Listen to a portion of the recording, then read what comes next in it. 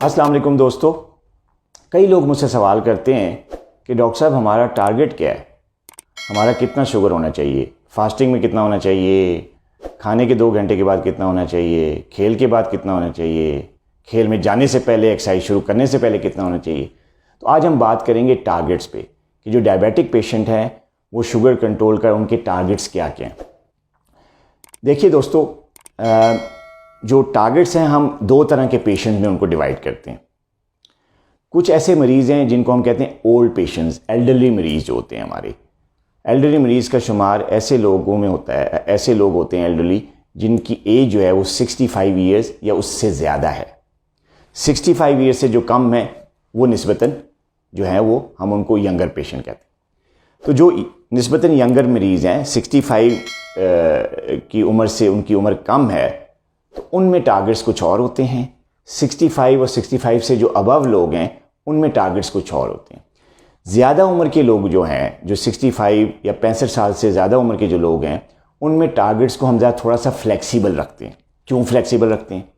इसलिए फ्लेक्सिबल रखते हैं कि हमें ये प्रोटेक्ट करना होता है कि जो ओल्ड एज वाले लोग हैं, ज़्यादा उम्र के जो लोग हैं, उनका हाइपोग्लाइसीमिया ना हो, उनका शुगर लेवल 70 से नीचे ना जाए किसी भी दिन, किसी भी वक्त। क्योंकि हाइपोग्लाइसीमिया ज़्यादा उम्र के लोगों में हार्ट पे स्ट्रेस डालता है और उनको स्ट्रेस में हार्ट अटैक का ख़तरा बहुत ज़्यादा बढ़ जाता है। तो लिहाजा वो लोग जिनकी उम्रें 65 साल से ज़्यादा हैं, उनका टारगेट जो है वो हम यूजली HbA1c का टारगेट 7% और 7.5% तक रखते हैं। वैसे तो हम इसको लेस देन 7% कहते हैं, लेकिन 65 साल से उम्र के जो लोग हैं उनका टारगेट थोड़ा फ्लेक्सिबल रखते हैं और कहते हैं कि जी आपका शुगर लेवल 7 से 7.5% तक होना चाहिए HbA1c लेवल। जहाँ तक फास्टिंग लेवल का ताल्लुक है, तो जो निस्बतन ओल्डर लोग हैं 65 से जिनकी उम्रें ज़्यादा हैं, उनके लिए ये जो फास्टिंग टारगेट है वो हम 130 से 150 के दरमियान रखते हैं कि इनका लेवल अगर फास्टिंग इतना भी रहे तो ठीक है, ताकि हाइपोग्लाइसीमी का ख़तरा कम से कम किया जा सके। जो रैंडम लेवल है, ख़ासतौर पे खाने के 2 घंटे के बाद का लेवल, तो वो हम कहते हैं कि जो ओल्डर पीपल हैं उनमें ये टारगेट 200 मिलीग्राम से नीचे होना चाहिए। यानी 65 साल से जो ऊपर के लोग हैं वो खाने के 2 घंटे के बाद जब अपना शुगर लेवल चेक करते हैं तो वो बेशक 200 मिलीग्राम से नीचे होना चाहिए, उससे ऊपर ना जाए। ये इसलिए हम कर रहे हैं ताकि हाइपोग्लाइसीमिया का रिस्क कम से कम रखा जा सके। और हाइपोग्लाइसीमिया क्या करता है? स्ट्रेस करता है बॉडी में, और स्ट्रेस जो है वो हार्ट के लिए नुकसानदेह है।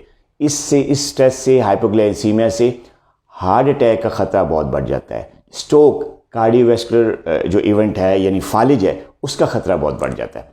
तो जो ओल्डर पीपल हैं उनके टारगेट्स ये हैं।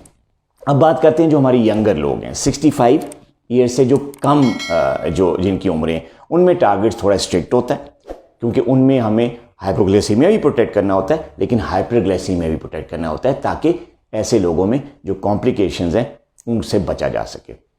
जो टारगेट यंगर लोगों में है या 65 से कम उम्र के लोगों में है, वो क्या है? HbA1c का जो टारगेट है वो 7% से नीचे होना चाहिए। 6.9, 6.8, 6.5, इवन के 6.12 ये टारगेट होना चाहिए जो हमारे वो लोग हैं जो यंग एज ग्रुप में शामिल होते हैं।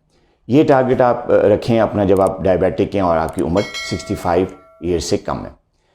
फास्टिंग लेवल का जो टारगेट है कंपैरेटिवली यंग लोगों में, वो होता है लेस देन 130 मिलीग्राम, यानी फास्टिंग लेवल उनका 130 मिलीग्राम या उससे नीचे रहना चाहिए।